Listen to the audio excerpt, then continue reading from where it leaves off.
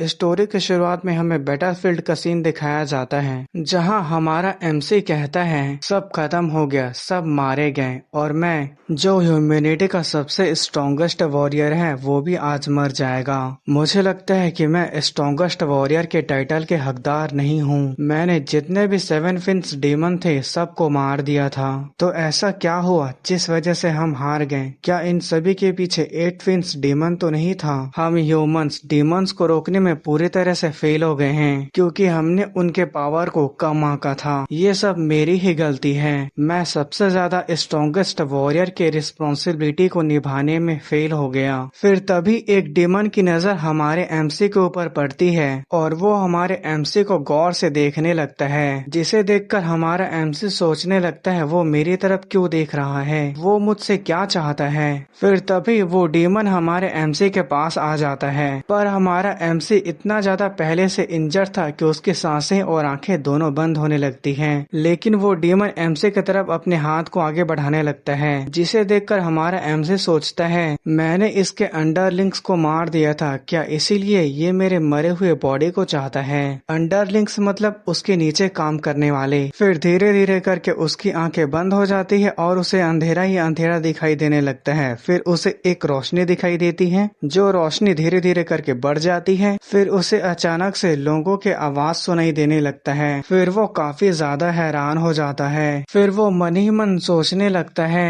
मैं तो मर गया था, तो ये क्या है, ये कौन सी जगह है? क्या ऐसा हो सकता है कि मैं अभी तक नहीं मरा हूँ? लेकिन ये कोई सपना भी नहीं लगता, क्योंकि मैं इसे महसूस कर सकता हूँ कि ये सब रियल है। लेकिन आखिर ये चल क्या रहा है? फिर वो अपने हाथ से अपने चेहरे को छूने लगता है। फिर वो चिल्लाते हुए कहता है मेरी प्यारी बॉडी और मेरा हैंडसम चेहरा कहाँ गया? फिर हमारा एमसी बहुत हैरान होते हुए सोचने लगता है मैं कौन हूँ, मैं कहाँ आ गया और ये जगह कौन सी है? फिर हमें बताया जाता है कि ये हेलियोस सिटी है। फिर हमें एक पर्सन को दिखाया जाता है जो कहता है क्या तुम सभी लोग अच्छे से समझ गए? और वो एक वॉरियर के रिस्पॉन्सिबिलिटी को समझा रहा होता है और इसका नाम जी याओ तांग होता है और ये हेलियोस सिटी का 3rd स्क्वाड लीडर होता है। फिर वो बताता है साल 3069 में एंशिएंट किंग के 6 स्टेलेस आए और उनके यहाँ आते ही पूरी दुनिया एपोकेलिप्स में चली गई, जहाँ हजारों से भी ज्यादा डीमंस ने ह्यूमंस के ऊपर हमला करके मारना शुरू कर दिया था।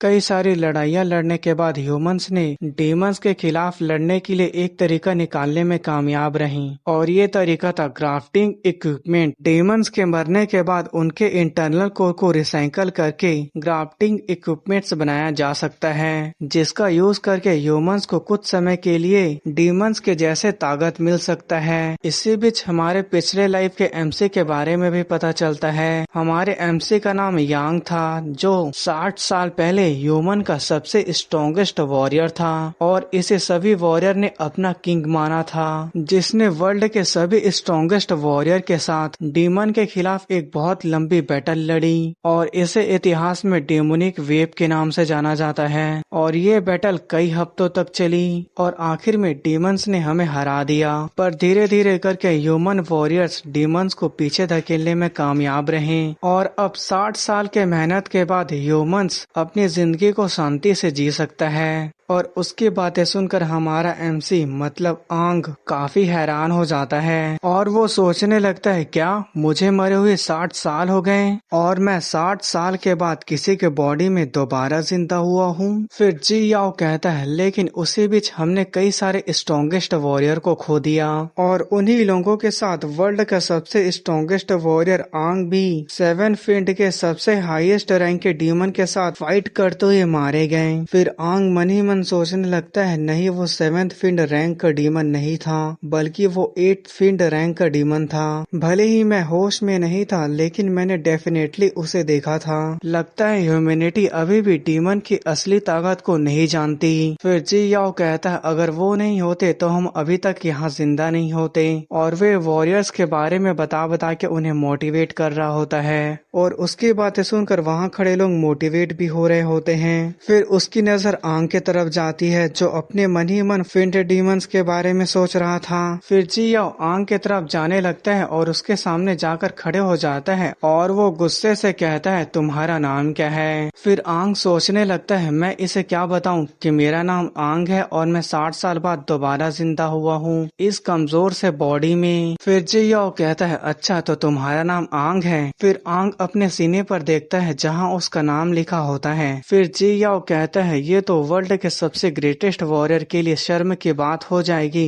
कि तुम्हारे जैसे कमजोर लड़के का नाम आंग होगा, ये तो उनकी नाम की बदनामी है। फिर जियाओ आंग के कंधे पर हाथ रखता है और उसके शक्ल पे एक जोरदार पंच मार देता है और कहता है तुम्हारी हिम्मत कैसे हुई उनके नाम को अपने नाम रखने का। जिस पंच को खाने के बाद उसके मुंह से खून निकलने लगता है और वो सोचता है मैं क्या करूं इस कचरे जैसे कमजोर बॉडी का। मैं उसके एक मामूली से पंच पर रिएक्ट भी नहीं कर पाया, लेकिन मुझे सचमुच इस बात पर भरोसा ही नहीं हो रहा है कि इस कमजोर से लड़के का भी नाम आंग है। फिर वो जाकर एक लड़के से टकराता है। फिर जियाओ जाते जाते कहता है वॉरियर एग्जामिनेशन में मेरी नजरें तुम्हारे ऊपर होगी, मैं भी देखता हूँ कि आंग नाम रखने से तुम क्या कर लेते हो। फिर वो कहता है सभी लोग मेरी बातों को ध्यान से सुनो, सभी लोग अभी एग्जामिनेशन ग्राउंड की तरफ जाएंगे, तो एग्जामिनेशन ग्राउंड जाने के लिए सभी लोग मुझे फॉलो करो। तुम्हारा सबसे पहला टेस्ट फिजिकली फिटनेस का होगा। फिर हमें दिखाया जाता है आंग जमीन पर पड़ा होता है और जिस लड़के से टकराया होता है वही लड़का उसे उठाते हुए कहता है क्या तुम ठीक हो। और इस लड़के का नाम होता है लैन सिन्युओ और ये एक वॉरियर कैंडिडेट होता है जो कहता है तो तुम्हारा नाम आंग है, ये सच में हॉनरेबल नाम है। मेरा नाम लैन सिन्युओ है, तो चलो हम एक साथ चलते हैं। फिर एक लड़की आती है और कहती है तुम्हारी हिम्मत कैसे हुई अपना नाम आंग रखने की। और इस लड़के का नाम सेतु लियो होता है। सिर्फ अपना नाम आंग रखने से ये मत सोचना कि तुम्हें आंग के जैसे काबिलियत आ जाएगी, ये कितना बचकाना है। और वो ये बोल के वहाँ से जाने लगती है और उसकी बात सुनकर आंग को बहुत ज्यादा गुस्सा आ जाता है और वो कहता है इस लड़की का एटीट्यूड तो सातवें आसमान पर है, आखिर क्या फर्क पड़ता है कि मेरा नाम क्या है। फिर लैन कहता है क्या तुम उसके बारे में नहीं जानते, वो हमारे बैच की सबसे बेस्ट वॉरियर कैंडिडेट है, उसका नाम सेतु लियो है और वो अपने निकनेम कोल्ड ब्लडेड डीमन के नाम से फेमस है। वो हेलियो सिटी के जाने माने सीतू नोबल फैमिली की बेटी है, जो फैमिली अपने मार्शल आर्ट के लिए काफी फेमस है। फिर आंग अपने मन ही मन सोचने लगता है ये सीतू नाम मुझे जाना पहचाना क्यों लग रहा है। फिर लैन आंग को सहारा देकर उठाता है और आंग इसके बदले में थैंक्स कहता है। फिर उन दोनों के बीच एक लाइट चमकती है। फिर हमें एक लड़की को दिखाया जाता है जो उन लोगों का फोटो खींच रही थी और वो लड़की कहते हैं वाह तुम लोगों में कितना अच्छा रोमांस चल रहा था। फिर वो लड़की कहती है तुम लोग मुझे इग्नोर करो, तुम लोग अपने काम को कंटिन्यू करो जो तुम लोग पहले कर रहे थे। फिर आंग उसे गौर से देखता है और कहता है तुम कौन हो, लेकिन वो लोग आंग को इग्नोर करके अपने में ही बात कर रहे थे। जहाँ लैन कहता है क्या तुमने हम लोगों का फोटो क्लिक किया है। फिर वो कहते हैं हाँ मैंने ये किया, मेरा नाम तोमोई मिसागो है। फिर वो कहती है मुझे तुम लोगों के बीच का दोस्ती काफी पसंद आया, इसलिए मैंने तुम लोगों के पिक्चर को क्लिक किया है। और उसके बाद सुनकर वो दोनों हैरान हो जाते हैं। फिर उसके बाद हमें फिजिकल असेसमेंट ग्राउंड का सीन दिखाया जाता है जहां आंग सोच रहा होता है भले ही मेरे पास कितना भी कमजोर बॉडी क्यों ना हो, एक समय पर मैं वर्ल्ड का सबसे स्ट्रॉन्गेस्ट वॉरियर था। फिर हमें दिखाया जाता है वो लोग दौड़ने के लिए तैयार हो जाते हैं और जैसे ही एग्जामिनर गन के ट्रिगर को दबाकर रनिंग शुरू करने का सिग्नल देता है और आंग बहुत तेजी से दौड़ते हुए सोचता है इस असेसमेंट में फर्स्ट प्लेस पर तो मैं ही आऊंगा। फिर थोड़ी देर बाद दिखाया जाता है वो हाफते हुए लाइन को क्रॉस करता है। फिर उसके बाद एग्जामिनर कहता है आंग लास्ट प्लेस और उसे देखकर दूसरे लोग कहते हैं इसने तो सबसे ज्यादा स्लो दौड़ने का एक नया रिकॉर्ड बना दिया है और वो वहीं पर जमीन पे गिर जाता है और वो मन ही मन सोचने लगता है जितना मैंने उम्मीद किया था ये बॉडी तो उससे भी ज्यादा कमजोर है। फिर सेकेंड असेसमेंट असेसमेंट आता है जिसमें आंग के स्ट्रेंथ को टेस्ट किया जाता है और एग्जामिनर फिर से कहता है आंग लास्ट प्लेस, और आंग अपने हाथ को पकड़े सोचता है मेरे सिर्फ एक ही पंच मारने की वजह से मेरी कलाई मुड़ गई। फिर तीसरा असेसमेंट आता है जिसमें लॉन्ग जंप मारना होता है और हमारा आंग सिर्फ 1 मीटर का जंप किया होता है और उससे ज्यादा लंबा जंप सीतू ने किया होता है। फिर सीतू उसे देखकर बेवकूफ कहती है और ये देखकर वो काफी हैरान हो जाता है कि वो सभी असेसमेंट में लास्ट प्लेस पर आया है। फिर लेन कहता है ये सबसे खराब रिजल्ट है जिसे इतिहास के पन्नों में दर्ज किया जाएगा, और उसके जले पे नमक छिड़कने के लिए तो मोई भी उसका पिक्चर क्लिक कर रही होती है। फिर वहीं पर एग्जामिनर आता है और कहता है कैप्टन उस आंग नाम के लड़के का रिजल्ट बहुत ज्यादा खराब है, हमें असेसमेंट के सेकेंड राउंड में उसे नहीं भेजना चाहिए, उससे पहले हमें उसे एलिमिनेट कर देना चाहिए। फिर जी याओ कहता है मैं तो उससे पहले ही उम्मीद नहीं कर रहा था, लेकिन एक वॉरियर कैंडिडेट के रूप में उसके पास अधिकार है कि वो सभी असेसमेंट को दे सकता है, इसलिए उसे एलिमिनेट करने की जरूरत नहीं है और वैसे भी लास्ट असेसमेंट होने वाला है। फिर वो जाते हुए कहता है तो अब असेसमेंट का सेकेंड राउंड चालू करो। फिर वो एग्जामिनर भी यस सर बोलता है। फिर अनाउंस किया जाता है कि सेकेंड असेसमेंट चालू होने वाला है। असेसमेंट के सेकेंड राउंड में ग्राफ्टिंग इक्विपमेंट के सिंक्रोनाइजेशन का टेस्ट होगा,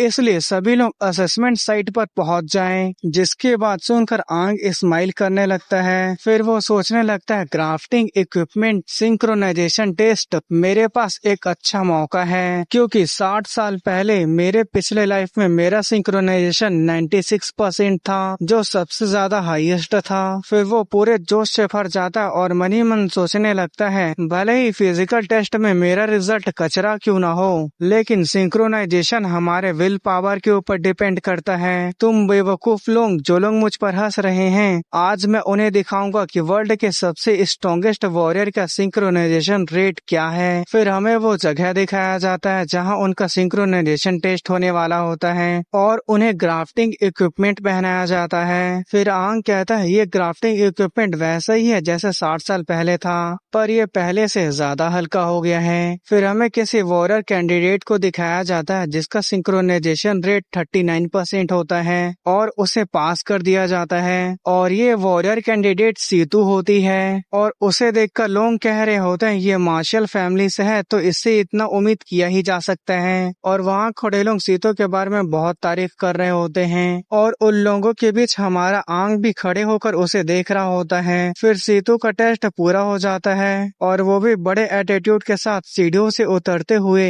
बाहर जाने लगती है, और उसे देखकर कई लोग ब्यूटीफुल बेस्ट कैंडिडेट और उसके फैमिली के बारे में बातें कर रहे होते हैं। फिर हमें सीतू को दिखाया जाता है जो हाफते और शर्माते हुए कहती है सीतू तुमने 39% किया है, तुमने सबसे बेस्ट किया है, सभी लोग तुम्हारी ही तारीफ कर रहे थे। भले ही मुझे फेमस होने से कोई प्रॉब्लम नहीं है, लेकिन मुझे अपना लो प्रोफाइल रखना होगा। शांत हो जाओ सीतू, तुम्हें घबराने की जरूरत नहीं है।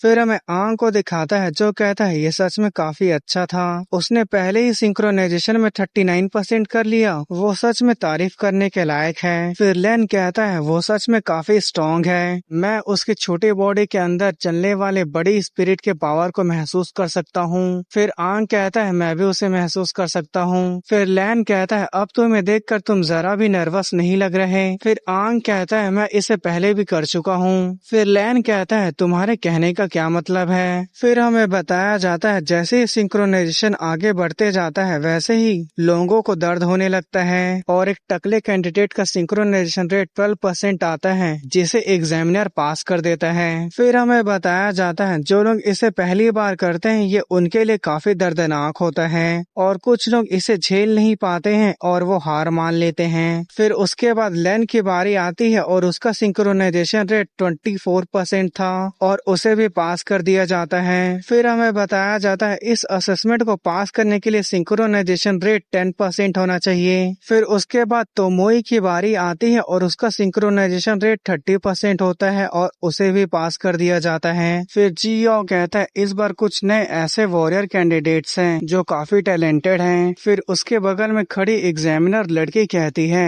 तोमोई को मिलाकर 6 ऐसे कैंडिडेट्स हैं जिनका सिंक्रोनाइजेशन रेट 30% या उससे ज्यादा है। है। दूसरे सी रैंक के रीजंस के मुकाबले ये काफी अच्छा रिजल्ट है। फिर जियाओ कहता है तुमने सही कहा, लेकिन कुछ ऐसे भी लोग हैं जो लोग सिर्फ नाम के हैं, काम के नहीं। और वो ये बात आंग की तरफ देख के कर रहा था। फिर आंग भी उसके तरफ देखता है और वो सिंक्रोनाइजेशन टेस्ट देने के लिए आगे बढ़ने लगता है। ये कमजोर सा लड़का क्या ही कर लेगा, ये तो बस नाम का आंग है। इसका रिजल्ट में सबसे खराब स्कोर था और ऐसे ही बोल बोल के उसकी बेइज्जती कर रहे होते हैं। फिर आंग सोचने लगता है जैसे मैंने उम्मीद किया था सब मेरे प्लान के हिसाब से जा रहा है। अब मेरी बारी है इन बेवकूफ लोगों को दिखाने की, कहीं मेरे सिंक्रोनाइजेशन रेट को देखकर ये लोग हैरानी से मर न जाएं। और ये सोचते हुए उसके चेहरे पर गुस्सा और खुशी दोनों होता है। फिर आंग टेस्ट देने के लिए आगे बढ़ता है और वो रेड कोर को चुनता है। फिर हमें बताया जाता है डीमन के कोर 6 अलग अलग तरह के होते हैं और इनके कलर इनके एबिलिटी को दर्शाता है, जहाँ रेड स्ट्रेंथ को, येलो डिफेंस को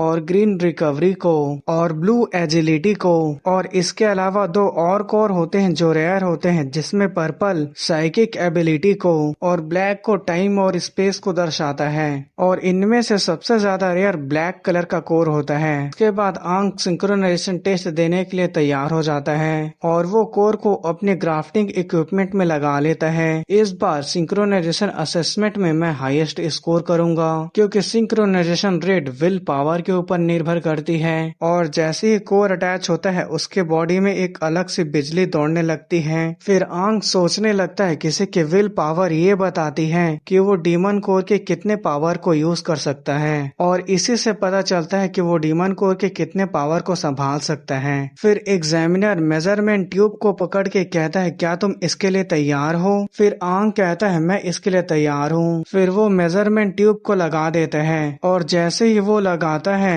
एक लाल रंग की रोशनी सभी तरफ फैल जाती है। फिर उसे देखकर सीतू सोचने लगती है ये कितना ज्यादा स्ट्रॉन्ग रिएक्शन है, क्या ये रिएक्शन उसी लड़के के वजह से हो रहा है? फिर आंग अपने मन ही मन कहता है सभी लोग अपने आंखों को खोल के रखो, क्योंकि तुम लोग आज वर्ल्ड के सबसे स्ट्रॉन्गेस्ट वॉरियर का सिंक्रोनाइजेशन रेट देखने वाले हो। और उसे ऐसा करते सीतू, लेन और तोमोई भी देख रही होती है और लैन कहता है वो इतने समय से अपनी असली पावर को छुपा रहा था। फिर दिखाया जाता है आंग का सिंक्रोनाइजेशन रेट एक ही बार में 40% हो जाता है, जिसे देखकर एग्जामिनर बहुत ज्यादा हैरान हो जाता है। फिर आंग एक स्माइल करता है और कहता है क्या बस 40%? असली खेल तो अब शुरू होने वाला है, क्योंकि मैंने पिछले लाइफ में आसानी से 96% कर दिया था। फिर वो अपनी पूरी विल पावर की ताकत लगाने लगता है, जिस वजह से उस डीमन कोर की एनर्जी बाहर भी रिलीज होने लगती है। और इस एनर्जी का पावर और प्रेशर इतना ज्यादा होता है कि लोगों को वहाँ खड़े होने में भी दिक्कत होता है। फिर उसके बाद सिंक्रोनाइजेशन रेट बहुत तेजी से बढ़ने लगता है और इसे देखकर कैप्टन जियाओ और वो एग्जामिनर लड़के भी बहुत ज्यादा हैरान हो जाती हैं।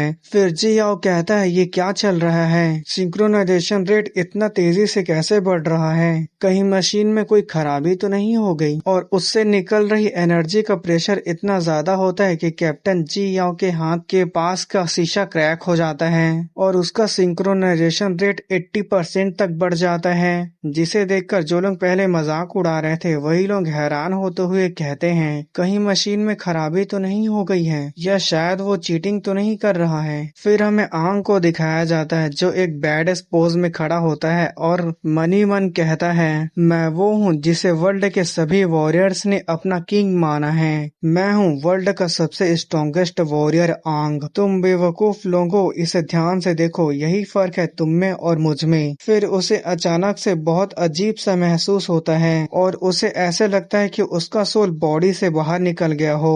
उसे ऐसा महसूस होता है जैसे उसके सोल को कोई अंधेरे में अपनी तरफ खींच रहा है। फिर पता चलता है आंग एक डीमन के हाथों में होता है और ये वही डीमन है जो आंग के मरने से पहले उसके पास आया था। फिर आंग सोचने लगता है मुझे अचानक से क्या हो गया था, मेरा पूरा स्ट्रेंथ खत्म हो गया। फिर दिखाया जाता है उसके डीमन कोर पर क्रैक आ जाता है, जिसके वजह से मेजरमेंट ट्यूब अपने आप बाहर निकल जाता है और इस वजह से वो खून खांसते हुए गिर जाता है। फिर आंग घुटने के बल आ जाता है और वो कहता है ये बॉडी बहुत कमजोर है, प्लीज मेरी कोई मदद करो, मैं खड़ा भी नहीं हो सकता। फिर वो एग्जामिनर चिल्लाते हुए कहता है कुछ समय के लिए तो मुझे लगा था ये सही है, लेकिन मशीन ही खराब निकला। फिर हमें उसका सिंक्रोनाइजेशन रेट दिखाया जाता है जो 10% होता है। फिर वो एग्जामिनर लड़के कहते हैं कैप्टन उसका डीमन कोर टूट गया है, ऐसा लगता है कि उसका डीमन कोर ही खराब था जिस वजह से मशीन में गड़बड़ी आ गई थी। फिर जी याओ कहता है अच्छा तो ये मशीन की गड़बड़ी है। फिर वो एक हल्के से सांस छोड़ता है और कहता है उसका सिंक्रोनाइजेशन रेट 10% है, मैंने सही कहा ना। फिर एग्जामिनर लड़की कहती है हाँ वो पास हो गया है। फिर हमें दिखाया जाता है आंग बेहोश होता है और उसके बारे में लोग तरह तरह के बात कर रहे होते हैं। फिर लैन उसके पास आता है और उसके हालत के बारे में पूछ रहा होता है और सीतू उसे दूर से घूर घूर के देख रही होती है और सोचती है कुछ समय के लिए तो मैं बहुत ज्यादा डर गई थी, मुझे ऐसे लगा था कि इस सिटी में कोई दूसरा आ गया है जो मेरी लाइमलाइट को चुरा लेगा, मैं उसे ये करने के परमिशन बिल्कुल भी नहीं दूंगी। फिर लैन आंग को उठा के लेके जा रहा होता है और तोमोई अलग अलग जगह से उनकी पिक्चर क्लिक कर रही होती है। फिर आंग मन ही मन सोचने लगता है अभी अभी थोड़ा देर पहले क्या हुआ था, पलक झपकती ही मेरी पूरी की पूरी स्ट्रेंथ एक ही बार में खत्म हो गई, ऐसा नहीं होना चाहिए था, मेरी विल पावर इतनी ज्यादा है कि सिंक्रोनाइजेशन रेट आराम से कम 80% तो हो ही सकता है। और इन सबसे बड़ी बात यह है कि डीमन कोर टूट गया, चाहे कितना भी लो क्वालिटी का डीमन कोर हो वो इतनी आसानी से नहीं टूटता है। फिर वहीं पे जी याओ आता है और कहता है सभी लोग मेरे तरफ ध्यान दो। फिर उसके बाद सभी लोग यस सर बोल के अपने अपने पोजीशन में खड़े हो जाते हैं। फिर उसके बाद जी याओ कहता है पहली बात तो ये कि मैं तुम सभी लोगों को कॉन्ग्रेचुलेशन कहना चाहता हूँ कि तुम लोग फाइनल असेसमेंट तक पहुँचने में कामयाब रहे। दूसरी बात ये तुम लोगों का रियल कॉम्बैट प्रैक्टिस अब चालू होगा क्योंकि फाइनल असेसमेंट में तुम लोग डीमन के खिलाफ फाइट करोगे। मैं उम्मीद करता हूँ कि तुम लोग अगले एग्जाम को सेफली और अच्छे तरह से पास करोगे। तो सभी लोग एग्जामिनेशन ग्राउंड के तरफ चलो। फिर हमें आंग को दिखाया जाता है जो लड़खड़ाते हुए जा रहा होता है और जिया उसे जाते हुए गौर से देख रहा होता है। फिर उसकी नजर डीमन कोर पे पड़ती है। फिर वो टूटे हुए डीमन कोर को उठाता है और उसे देखता है। फिर वो आंग को देखता है और उसे देखकर सोचने लगता है तुम सच में इंटरेस्टिंग हो आंग, मैं अगले राउंड में देखने के लिए एक्साइटेड हूँ, जब तुम्हारे सामने डीमन होगा तब तुम क्या करोगे। उसके बाद हमें हेलियो सिटी का सीन दिखाया जाता है जहां थर्ड स्क्वाड लीडर गेट को खोलने के लिए कहते हैं। फिर उसके बाद हेलियो सिटी का गेट धीरे धीरे करके खुलने लगता है। उसे देखकर कुछ लोग कहने लगते हैं ये मेरा पहली बार है जब मैं बाहर जाऊंगा। फिर उसे देखकर हमारा आंग सोच रहा होता है तो ह्यूमन 60 साल बाद अपने आप को एक अलग थलग जगह पे रखकर जिंदा रहते हैं। फिर सिटी गेट खुल जाता है और कैप्टन कहता है अपने इक्विपमेंट की अच्छे से जाँच कर लो, कहीं ऐसा ना हो इक्विपमेंट के खराबी के वजह से तुम डीमन के हाथों मारे जाओ। फिर आंग अपने कोर को देखते हुए सोचने लगता है उन्होंने मुझे एक दूसरा स्ट्रेंथ कोर दिया है और मुझे नहीं लगता कि कोर में कोई प्रॉब्लम है। उस समय मेरी स्ट्रेंथ पलक झपकते ही खत्म हो गई थी, ऐसा लग रहा था कि मेरे अंदर कुछ ऐसा है जिसके वजह से कोर मुझे रिजेक्ट कर रहा है। मुझे खुद समझ में नहीं आ रहा है कि मेरे साथ क्या चल रहा है, कहीं ये प्रॉब्लम मेरा दोबारा जिंदा होने से तो नहीं है। फिर जैसे ही बाहर की तरफ वो पहला कदम रखता है उसे फिर से कुछ बहुत अजीब सा महसूस होता है। फिर दिखाया जाता है आंग के बॉडी से एक अजीब सा वेव रिलीज होने लगता है और वो वेव धीरे धीरे करके बढ़ने लगता है और वो वेव पूरी दुनिया में फैलने लगता है और ये वेव को जितने भी बाहर के डीमन से सभी लोग महसूस करने लगते हैं। फिर हमें एक गुफा का सीन दिखाया जाता है और ये वेव उस गुफा के अंदर जाने लगती है जहाँ पर एक डीमन होता है जो बैठा होता है और वो इसे महसूस करके बहुत हैरान हो जाता है और कहता है ये तो इम्पॉसिबल है और वो अपने जगह से खड़े हो जाता है और कहता है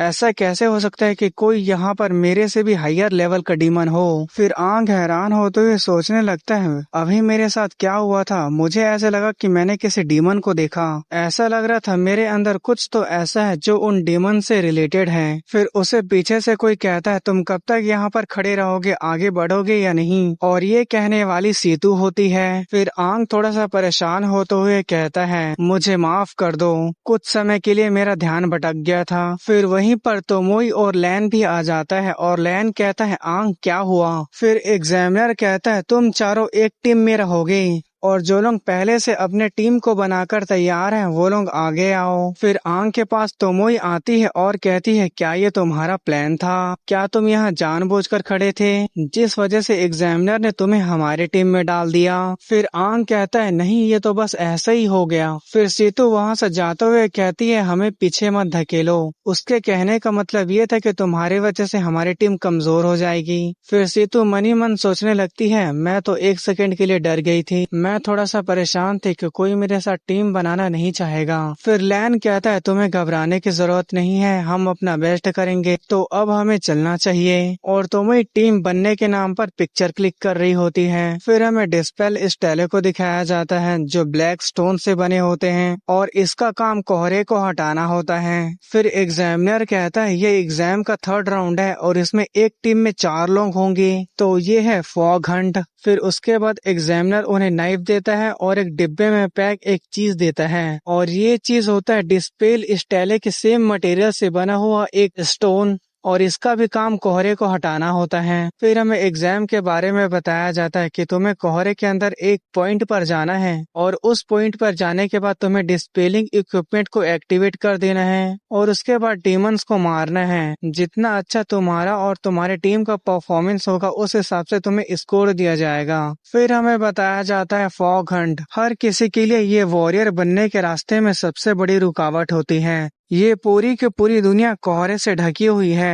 एक वॉरियर आने वाले खतरे से निपटने के लिए पहले से तैयार होता है। वॉरियर का मतलब ये नहीं होता कि वो सिर्फ फिजिकली स्ट्रांग हो, उसे मेंटली स्ट्रांग भी होना पड़ता है और अपनी टीम के साथ अच्छे से टीम वर्क करना पड़ता है और वो अपने विल पावर और टीम वर्क से ही डर का सामना कर सकता है। अपने अंदर के वॉरियर को जगाना और डीमन को बिना डर के मारना, इसके बाद ही कोई वॉरियर के टाइटल पाने के काबिल होता है। फिर अनाउंस किया जाता है कि पुराने टीम का एग्जाम खत्म हो गया है, अब अगले टीम की बारी है और ये सब होते हुए ऊपर से खड़े होकर कोई देख रही होती है जो कहती है, इस बार के नए लोग काफी टैलेंटेड हैं, लेकिन मैं तो सिर्फ सीतू फैमिली की बेटी सीतू लियो को देखने आई हूँ। और ये होती है हेलियो सिटी की 2nd कैप्टन तादा योशियोको। गाइस पहले स्क्वाड लीडर था, अब कैप्टन हो गया है, इसलिए मैं कैप्टन कहूँगा। फिर वो कहती है, तुम लोग उसके बारे में क्या सोचते हो? फिर हमें एक और पर्सन दिखाया जाता है और ये होता है हेलेस टाउन का फर्स्ट कैप्टन जोएल। गाइस मैं क्या ही कर सकता हूँ, पहले सिटी था अब टाउन कर दिया गया है, तो मैं इसे अब से टाउन ही कहूँगा। फिर जोएल कहता है वो एक मार्शल आर्ट फैमिली से आती है, इसलिए उसने मार्शल आर्ट की ट्रेनिंग भी ली है और वैसे भी वो सबसे बेस्ट वॉरियर कैंडिडेट हैं। फिर जियाओ कहता है उसके अलावा एक और कैंडिडेट है जिसके ऊपर तुम लोगों को ध्यान देना चाहिए और उस कैंडिडेट का नाम आंग है। उसे देखकर जियाओ मन ही मन सोचने लगता है, मैंने उस स्कोर को खुद अच्छे से चेक किया था और मुझे उस स्कोर में कोई भी खराबी नहीं मिली, तो वो स्कोर कैसे टूट सकता है? फिर तादा कहती है, टांग टांग तुम क्या सोच रहे हो? फिर जियाओ गुस्से से चिल्लाते हुए कहता है, मैंने कहा था ना कि तुम मुझे उस नाम से मत बुलाना, और तादा उसे जीप दिखा रही होती है। फिर जोएल कहता है, सिर्फ वही अकेले है जो तुम्हें छेड़ने की हिम्मत करती है। फिर तादा सीरियस हो जाती है और कहती है, क्या हमने यहाँ डीमन के लेवल का पता लगाया? हमें इस बात का अच्छे से ध्यान रखना होगा कि एग्जाम के बीच में कोई फिन डीमन ना आ जाए। फिर जियाओ कहता है, चिंता करने की कोई जरूरत नहीं है, मैंने इसका अच्छे से ध्यान रखा है। अगर किसी भी तरह सिचुएशन खराब हो जाती है तो हमें उनसे निपटने के लिए खुद जाना पड़ेगा, और वैसे भी हेलोस टाउन के सेफ जोन के अंदर कोई भी फिन डेमन नहीं है। फिर जोएल कहता है, अगर ऐसा कुछ होता है तो हम आने वाले वॉरियर को बचाने के लिए खुद मैदान में उतरेंगे। फिर से अनाउंस किया जाता है कि पुराने टीम का एग्जाम खत्म हुआ और अब अगली टीम की बारी है। फिर वहाँ खड़े लोग कहते हैं, इस ग्रुप में तो सीतू है, तो दूसरा कहता है इस ग्रुप में एक आंग नाम का लड़का भी है। फिर आंग की टीम को दिखाया जाता है जो एग्जाम देने के लिए पूरी तरह से तैयार होते हैं। फिर उनका एग्जाम स्टार्ट कर दिया जाता है और जैसे ही एग्जाम स्टार्ट होता है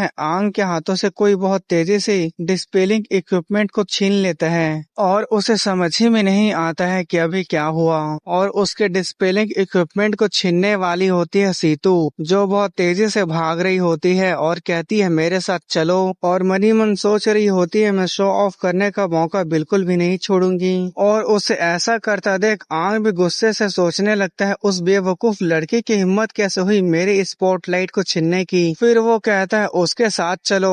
उसके बाद वो लोग उसके साथ भागने लगते हैं। फिर उसके बाद वो एक जगह रुकती है और एक हाई जंप मारती है। फिर वो हवा में ही बैक फ्लिप मारती है और एक हाथ में इक्विपमेंट और एक हाथ में नाइफ को पकड़ के डिस्पेलिंग इक्विपमेंट को इंडिगेंट पॉइंट के ऊपर डालकर एक्टिवेट कर देती है। फिर तादा कहती है, ओहो, भले ही उसने ग्रीन कलर के रिकवरी कोर को चुना है, लेकिन उसकी स्पीड ब्लू कलर के एजिलिटी कोर के बराबर है, तो ये फायदा है मार्शल फैमिली से होने का। फिर हमें 3 डीमन को दिखाया जाता है जो लोग गुर्राते हुए सीतों की तरफ आते हैं। फिर आंग कहता है, लैन जाओ और हमारे लिए रास्ता बनाओ। फिर लैन हाँ कहता है और एक जगह रुकता है। फिर वो हाई जंप मार देता है और वो सीधा सीतों के आगे लैंडिंग करता है और वो अपने ग्राफ्टिंग इक्विपमेंट को एक्टिवेट करके अपने हाथ में एनर्जी को इकट्ठा करने लगता है और वो उल्लू के सामने शील्ड बना देता है जिससे डीमन टकरा जाते हैं। फिर जी याओ कहता है, ये उतना भी बुरा नहीं है, वो पहले से ही डिफेंस कोर को अच्छे से यूज करना सीख गया है। फिर आंग को दिखाया जाता है जो नाइफ को घुमाते हुए कहता है, सीतू, तोमोई, तुम लोग जिस डीमन को मारना चाहते हो उसे चुन लो। फिर तोमोई कहती है, ठीक है, और सीतू कहती है, मुझे बताने की जरूरत नहीं है। फिर वो तीनों अपने जगह से जंप मारते हैं और डीमन से लड़ने के लिए पूरी तरह से तैयार हो जाते हैं। फिर हमें थोड़ा सा फनी वे में तोमोई वर्सेस डीमन का राउंड 1 दिखाया जाता है। उसके बाद तोमोई अपने नाइफ को पकड़ती है और हु हा करते हुए डीमन के ऊपर काफी कट लगा देती है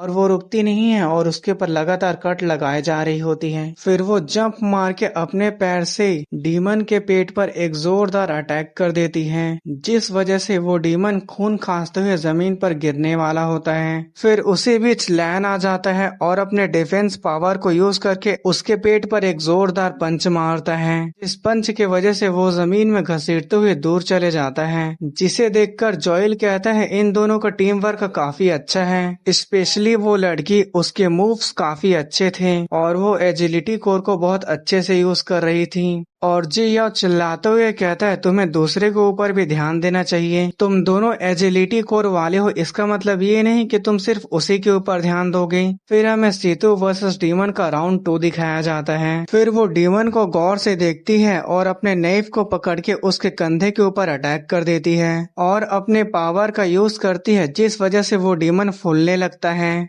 फिर वो वहां से कूद के जमीन पर लैंड करती है और वो एक हल्की से सांस छोड़ती है। उसके बाद वो डीमन ब्लास्ट हो जाता है और वो शो ऑफ करते हुए कातिलाना अंदाज में चल रही होती है। फिर उसके बाद आंग वर्सेस डीमन का राउंड 3 वाला फाइट चालू हो जाता है, जहां आंग अपने घुटने से डीमन के पेट में मारता है और उसके बाद अपने नाइफ को पकड़ के सोचने लगता है, मुझे बस उसे 3 जगह पर कट करना होगा, फिर वो आसानी से मर जाएगा। फिर वो उसके ऊपर पहला कट गले के ऊपर करता है और दूसरा कट सीने के ऊपर करता है और तीसरा कट उसके पेट के ऊपर करके आगे बढ़ जाता है। फिर वो दोनों जमीन पर गुलाटी मारने लगते हैं। फिर आंग अपने नाइफ को जमीन में गड़ाकर अपने आप को संभाल लेता है और वो खड़े होते हुए सोचने लगता है, इस कमजोर बॉडी की एक लिमिट है जहाँ तक ये संभाल सकता है, तो चलो इस एग्जाम के बहाने इस कमजोर बॉडी की लिमिट को देखते हैं। फिर वो अपने कोर की पावर को यूज करता है और बहुत ही तेजी से डीमन के पास चले जाता है। उसे देखकर डीमन अपने पंच को बनाकर आंग के ऊपर अटैक कर देता है, लेकिन आंग उसके पंच को डॉज कर लेता है और अपने नाइफ को उसके पेट में घुसा देता है। फिर वो सोचने लगता है, मेरा रिएक्शन स्पीड बहुत ही स्लो है।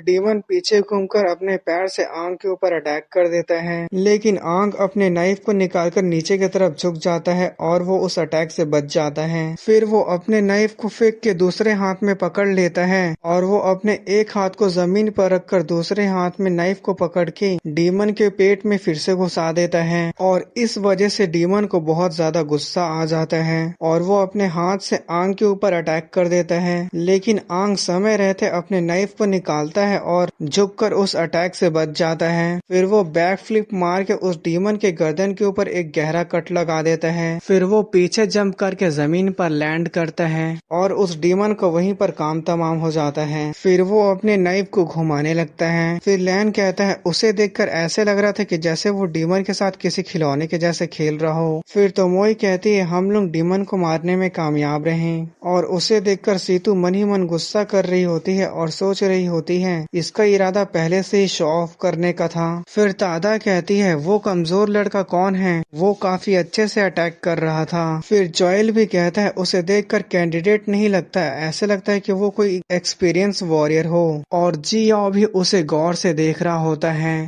और अभी तक वो डीमन नहीं मरा होता है। फिर आंख हाँफते हुए सोचता है तो आखिर में पिछले लाइफ के मुकाबले में अभी इस बॉडी में कोई भी एबिलिटी को यूज नहीं कर सकता। मैंने कुछ ही समय में बहुत ज्यादा सांस ले लिया है। ये सिचुएशन मेरे लिए सच में खराब है। लगता है मुझे अब खुद इस डीमन को खत्म कर देना चाहिए और इस डीमन के साथ एग्जाम भी खत्म हो जाएगा। और वो उस डीमन को मारने के लिए बहुत तेजी से उसके तरफ आगे बढ़ने लगता है, लेकिन वो जैसे ही उसके पास आता है जमीन से कोई नोकीली चीज निकलती है, जिसे देखकर आंख बहुत ज्यादा हैरान हो जाता है। फिर वो नोकीली चीज डीमन के आर पार हो जाती है और इस वजह से आंख भी पीछे की तरफ फेंका जाता है, लेकिन वो अपने आप को संभाल लेता है। फिर तोमोई कहती है अचानक से ये जड़ें कहाँ से आ गई, और आंख भी कहता है ये क्या हो रहा है। फिर हमें एक डीमन के हाथों को दिखाया जाता है और ये हाथ पुराने वाले डीमन के पीठ से निकलता है। फिर वो हाथ उस पुराने डीमन को बीच से चीर देता है और उस डीमन को देखकर आंख बहुत ज्यादा हैरान हो जाता है और उसकी नजर भी आंख की तरफ पड़ती है और वो आंख को देखकर बहुत जोर से गुर्राने लगता है और उस डीमन की ब्लड स्मेल चारों तरफ रिलीज होने लगती है और उसे वो तीनों ऊपर खड़े कैप्टन महसूस कर लेते हैं और उसे जियाओ महसूस करके थोड़े देर के लिए तो वो हैरान होता है, फिर वो बहुत ज्यादा गुस्सा हो जाता है। फिर वो चिल्लाते हुए कहता है यहाँ पर वन फिन डीमन आ गया है। उसके बाद जितने भी एग्जाम ग्राउंड में वॉरियर कैंडिडेट होते हैं वो सब भागने लगते हैं। फिर हमें तादा और जोएल को दिखाया जाता है, वो लोग भी लड़ने के लिए नीचे की तरफ जंप कर देते हैं। फिर दिखाया जाता है वो लोग जहाँ जंप किए होते हैं वहाँ पर धमाका हो जाता है और वहाँ पर धूल ही धूल होता है और वो दोनों उस धूल को चीरते हुए बहुत तेजी से आगे बढ़ने लगते हैं। फिर तादा चिल्लाते हुए कहती है तुम लोगों को घबराने की जरूरत नहीं है, तुम लोग कैप्टन जी आओ के पास जाओ, तुम लोगों को टाउन तक सेफली पहुँचा देंगे। हमें आंख और उसकी टीम के सामने डीमन दिखाया जाता है जो कहता है हाँ यहाँ पर ह्यूमन है, लेकिन तुम लोगों में से किसी के पास डीमन का ऑरा है, मैं उसे महसूस कर सकता हूँ। फिर आंख सोचने लगता है क्या हम में से किसी के पास डीमन का ऑरा है, उसके कहने का क्या मतलब है। फिर वो डीमन कहता है तो वो तुम लोगों में से कौन है, और वो अपना खतरनाक डिमोनिक ऑरा रिलीज करने लगता है और उसे देखकर सीतू सोचने लगती है ये वन फिन डीमन है जो बिना फिन डीमन के कंपेयर में बहुत ताकतवर होते हैं। इसे देखकर मुझे ऐसा महसूस हो रहा है जैसे कि मुझे चारों तरफ से जड़ें जकड़ कर रखी हैं। फिर वो फिन डीमन उल्लू की तरफ आगे आने लगता है, जिसे देखकर आंख सोचने लगता है ये बॉडी अभी इस हालत में नहीं है कि ये वन फिन डीमन का सामना कर सके।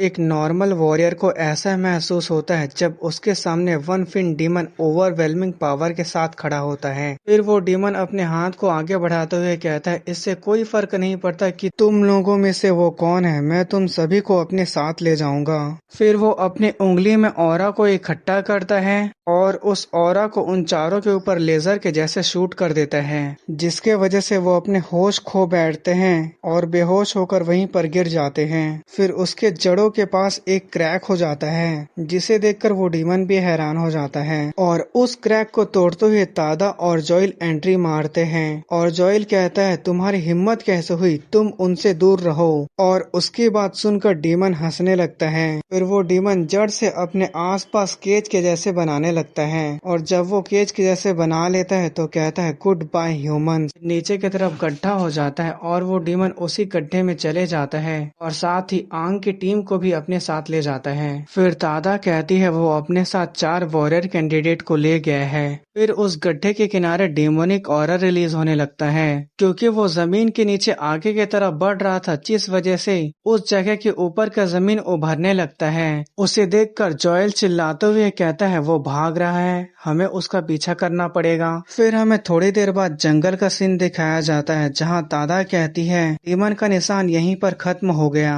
जी याओ ने एग्जाम शुरू होने से पहले इस एरिया को कई दिनों तक अच्छे से चेक किया था, तो ये कैसे हो सकता है कि यहाँ पर वन फिन डीमन आ जाए। वो इतनी बड़ी गलती बिल्कुल भी नहीं कर सकता, ऐसा कुछ इससे पहले कभी नहीं हुआ। फिर उसके बाद जी याओ ऊपर से कहता है तादा जोइल। फिर वो लैंड करता है और कहता है बच्चे कहाँ हैं। फिर जो भी हुआ होता है वो लोग जियाओ को बता देते हैं। इस बात को सुनकर जियाओ हैरान हो जाता है और वो कहता है तो तुम लोग यहाँ पर क्यों रुक गए, हमें उन्हें ढूंढना चाहिए। फिर जोएल कहता है शांत हो जाओ जियाओ, उसका निशान सिर्फ यहीं तक था। इस जगह के बाद वन फिन डीमन और ज्यादा नीचे की तरफ चला गया, जिस वजह से हमें आगे का निशान नहीं दिख रहा और आगे का एरिया बहुत खतरनाक है, इसलिए हम उन्हें ढूंढने के लिए ऐसे ही आंख बंद करके नहीं जा सकते। फिर जिया उसी निशान को छूने लगता है और उसे वही पुरानी बात याद आने लगता है जहाँ फिन डीमन उसके सामने उसके भाई को लेके जा रहा था और उसका भाई उससे मदद मांग रहा था,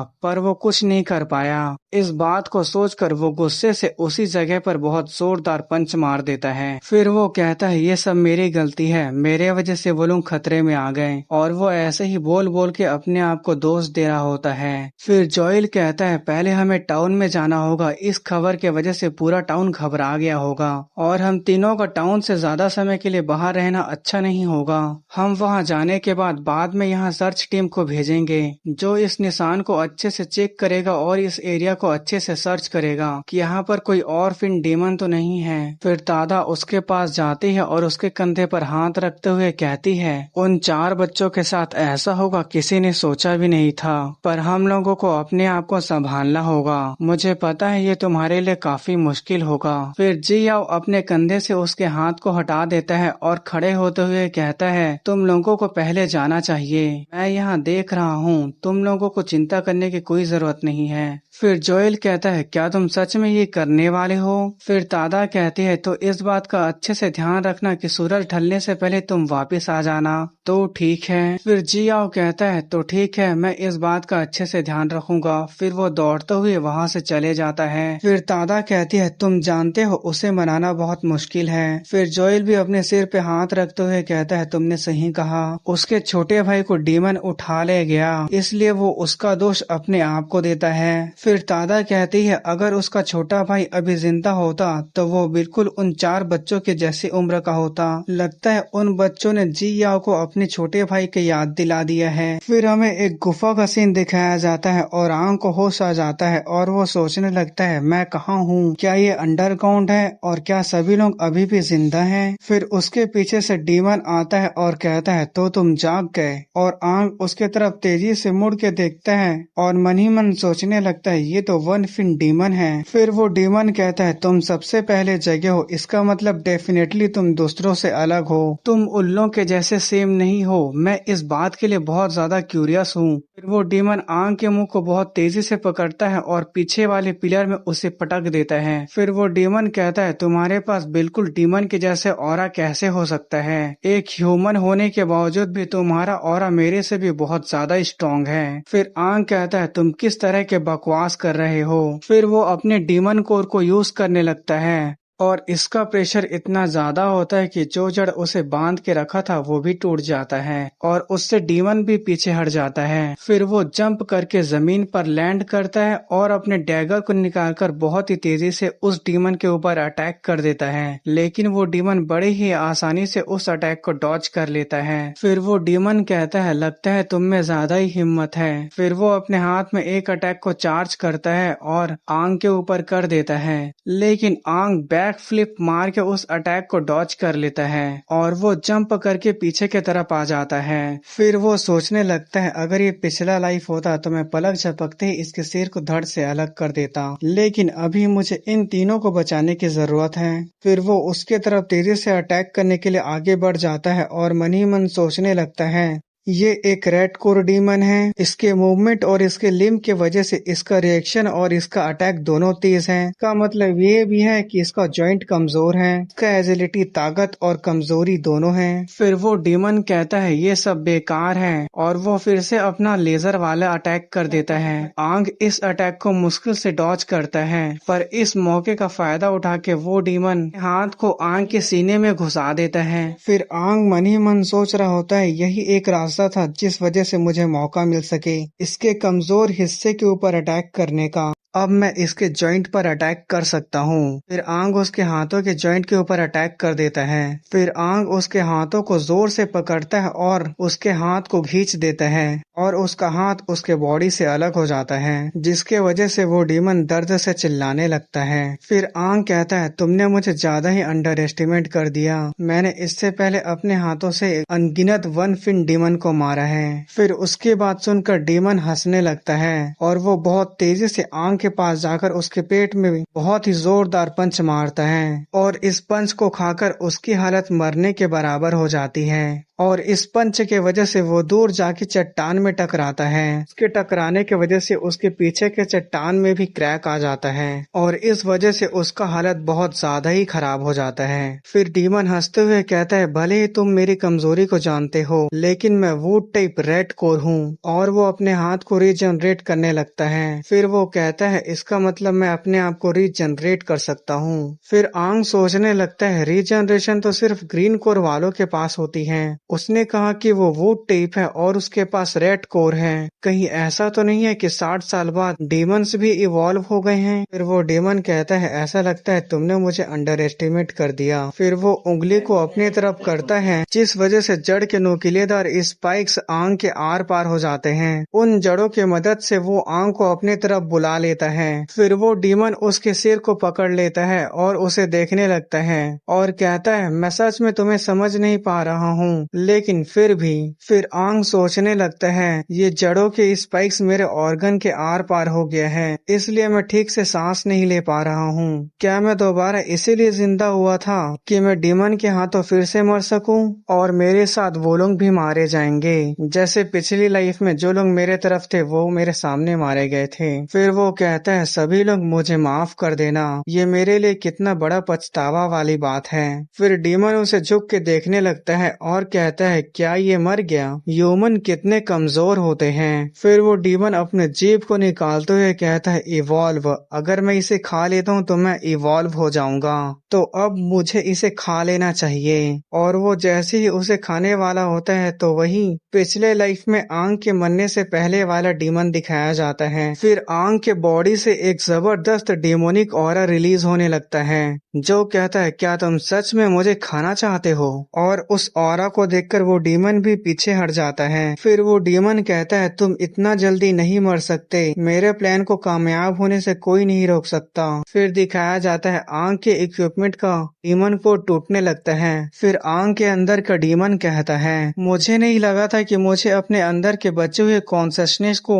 यूज करना पड़ेगा, वो भी ऐसी जगह पर। फिर वो वन फिन डीमन कांपते हुए कहता है, ये तो बहुत ज्यादा स्ट्रॉन्ग ऑरा है, ये 5 फिन नहीं 6 फिन डीमन है। फिर आंग को जितने भी चोट लगे होते हैं वो रीजनरेट हो जाते हैं और आंग का डीमन को भी पहले से अलग हो जाता है। फिर आंग के अंदर का डीमन हंसते हुए कहता है, क्या कहा तुमने? 6 फिन? फिर धीरे धीरे करके उसके हाथ और पैर ट्रांसफॉर्म होने लगते हैं। फिर आंग पूरे तरह से एक डीमन में ट्रांसफॉर्म हो जाता है और वो जैसे ही अपने आंखों को खोलता है, एक ऑरा का जबरदस्त प्रेशर रिलीज होने लगता है, जिस वजह से वो वन फिन डीमन भी ठीक से खड़ा नहीं हो पाता है। और इस ऑरा का प्रेशर इतना ज्यादा होता है कि वो जमीन को चीरते हुए बाहर निकल जाता है और जो डीमन इस ऑरे के प्रेशर के चपेटे में आता है वो राख में बिखर जाता है, यहाँ तक कि उसकी हड्डियां भी नहीं बचती हैं और इसका प्रेशर पूरे जंगल में रिलीज होने लगता है। फिर हमें आंग के डीमन को दिखाया जाता है, जिसके आसपास बहुत ही खतरनाक रेड कलर का ऑरा रिलीज हो रहा होता है। फिर उसके ट्रांसफॉर्मेशन पूरा होने के बाद वो डीमन कहता है, मैं 8 फिन डीमन हूँ, इस वर्ल्ड का सबसे स्ट्रॉन्गेस्ट रेड कोर डीमन, मैं तुम्हारा किंग हूँ। और उसके बाद सुनकर वो वन फिन डीमन कांपते हुए आवाज में कहता है, हमारे किंग। फिर आंग का डीमन कहता है, अपने घुटने टेको। और सिर्फ उसके कहने से ही उस डीमन का बॉडी अपने आप घुटने टेक देता है। फिर आंग का डीमन कहता है, तो तुम मेरा नाम बताओ। फिर वो डीमन कांपते हुए आवाज में कहता है, आपका नाम क्रिम्सन किंग फिन है। फिर हमें एक दूसरे जगह का सीन दिखाया जाता है, जहाँ पर जिया अभी भी ढूंढ रहा होता है फिर वो अचानक से किसी चीज को देखता है और वहीं पे रुक जाता है। फिर दिखाया जाता है वहाँ पे दो डीमन होते हैं। फिर जियाओ उसके ऊपर अटैक करने के लिए उसके पास पहुंच जाता है और मॉन्स्टर को इस बात की बिल्कुल भी भनक नहीं लगती। फिर जियाओ अपने फिस्ट से उस डीमन के पेट के ऊपर एक जोरदार अटैक कर देता है और इस अटैक का पावर इतना ज्यादा होता है कि वो उसके पेट के आर पार हो जाता है। फिर दूसरा डीमन जियाओ के ऊपर अटैक कर देता है, लेकिन जियाओ पीछे की तरफ जंप करके उस अटैक को डॉज कर लेता है। फिर जियाओ अपने पैर को उठाता है और उस डीमन के ऊपर एक जोरदार अटैक कर देता है। फिर वो दोनों डीमन का वहीं पर काम तमाम हो जाता है। फिर जियाओ सोचने लगता है मैंने आसपास के सभी जगह को अच्छे से सर्च कर लिया, लेकिन यहाँ पर सिर्फ दो बिना फिन वाले डीमन ही मिले। लगता है वो बच्चे यहाँ पर नहीं हैं, लेकिन मुझे अपने सर्च को कंटिन्यू करना होगा और मुझे उन्हें सूरज डूबने से पहले ढूंढना होगा। फिर तभी जियाओ के पीछे से वही डीमन क्रिम्सन किंग फिन का ऑरा रिलीज होने लगता है और उस ऑरा के एनर्जी का वेव जियाओ के पास आने लगता है और उसके वजह से जियाओ को भी खड़े होने में दिक्कत हो रहा था और वो सोचने लगता है इतना पावरफुल एनर्जी का वेव आखिर आ कहां से रहा है। ये एनर्जी का वेव वहां से आ रहा है, क्या ऐसा हो सकता है कि बच्चे भी वहीं पर हो। फिर उसके बाद हमें वही डीमन किंग दिखाया जाता है, तो अब से मैं इसे क्रिम्सन डीमन कहूंगा। फिर क्रिम्सन डीमन उतर के उसी वन फिन डीमन के पास आ जाता है। फिर क्रिम्सन डीमन कहता है मुझे उम्मीद नहीं थी कि जब मैं वापस आऊंगा तो ऐसी अंधेरी जगह पर वापस आऊंगा जहाँ पर थोड़ी सी भी सूरज की रोशनी नहीं आती। मेरे सवाल का जवाब दो। फिर वो वन फिन डीमन कांपते हुए कहता है बेशक मैं आपके सवाल का जवाब दूंगा। फिर क्रिम्सन डीमन कहता है तो मुझे बताओ जब से मैं गायब हुआ तब से लेकर अब तक वो 5 अभी भी डीमन किंग हैं। तो फ्रेंड्स मैं आपको बता दूं अलग अलग कोर के अलग अलग डीमन किंग हैं और रेड कोर का डीमन किंग क्रिम्सन डीमन है जो अभी आंख के बॉडी के अंदर है। फिर वो वन फिन डीमन कहता है हाँ वो अभी भी डीमन किंग है और वही डीमन किंग अभी भी रूल कर रहे हैं, कुछ भी नहीं बदला, सब पहले जैसे ही है। फिर क्रिम्सन डीमन कहता है ऐसा लगता है वो लोग अपनी जिंदगी को काफी शांति से बिता रहे हैं। फिर वो एक डेविल स्माइल हंसते हुए कहता है ऐसा लगता है कि वो लोग भूल गए हैं कि उन लोगों ने 60 साल पहले मेरे साथ क्या किया था। फिर डीमन किंग कहता है जब मैंने वर्ल्ड के सबसे स्ट्रॉन्गेस्ट वॉरियर को अपने वेसल के तौर पर चुना, लेकिन मुझे इस चीज की बिल्कुल भी उम्मीद नहीं थी कि जब मैं दोबारा रीइंकार्नेट होऊंगा तो इतने कमजोर बॉडी में होऊंगा। मैं इस चीज से काफी निराश हुआ। ये मेरे कॉन्शसनेस का आखिरी बचा हुआ हिस्सा है और ये कितना बड़ा मजाक की बात है कि मैंने ऐसे सिचुएशन के लिए इसे बर्बाद कर दिया।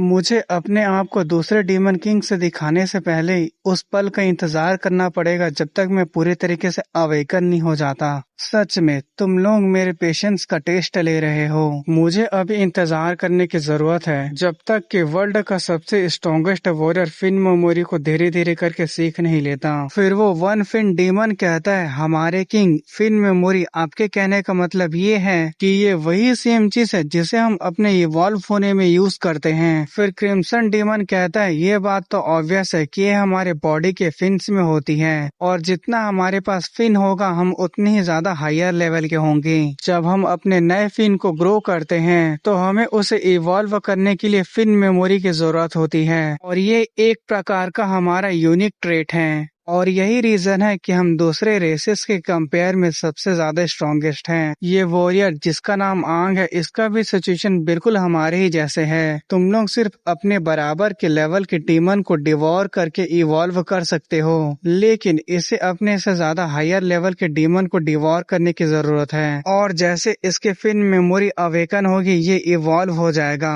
तुम ये कह सकते हो ये वो अनोखा गिफ्ट है जो मैंने उसे दिया है। फिर वो वन फिन डीमन भी पूरे जोश में कहता है मैं आपका जिंदगी भर के लिए नौकर बनना चाहता हूँ, मैं आपको सर्व करना चाहता हूँ, मैं आपको सपोर्ट करूंगा। ऐसे ही बोल बोल के उस क्रिम्सन डीमन की चापलूसी कर रहा होता है और ऐसी बातें सुनकर क्रिम्सन डीमन उसके सर के टुकड़े टुकड़े कर देता है। फिर वो कहता है क्या तुम ये करने के जरा सा भी लायक हो? तुम बस मेरे लिए इस ह्यूमन वॉरियर के वन फिन मेमोरी को अवेकन करने के लिए एक टूल हो। फिर उसके बाद जितना भी उस वन फिन डीमन का ब्लड होता है वो क्रिम्सन डीमन के पास आने लगता है। फिर उस वन फिन डीमन के ब्लड से उसके डीएनए को निकाल लेता है। फिर क्रिम्सन डीमन कहता है ह्यूमन वॉरियर मैंने तुम्हारे लिए फर्स्ट स्टेप को कंप्लीट कर दिया, अब तुम आगे आगे चलकर और ज्यादा हायर लेवल पहुंचने के लिए मुझे बिल्कुल भी निराश मत करना। मुझे तुम्हें धीरे धीरे करके 8 फिन डीमन तक इवॉल्व करने की जरूरत है, और जब वो समय आएगा तो मैं अपनी गहरी नींद से जागूंगा। फिर उस क्रिम्सन डीमन के चेहरे में क्रैक हो जाता है और धीरे धीरे करके उसके